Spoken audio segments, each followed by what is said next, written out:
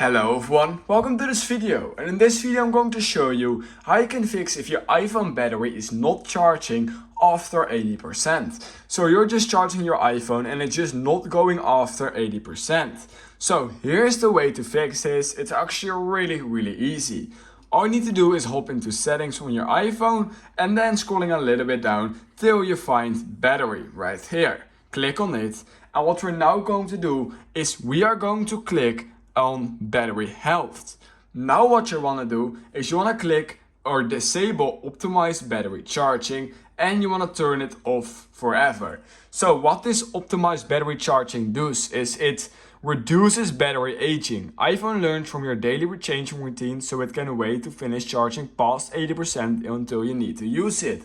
However, sometimes your routines change and then your iPhone just won't charge after 80% and you're basically missing out on 20%. So make sure to disable that if that's happening to you. I hope I gave some useful information in this video and that this issue got resolved by me. If you did so, please consider liking this video, subscribing to my channel, and I hope I will see you in my next YouTube tutorial video.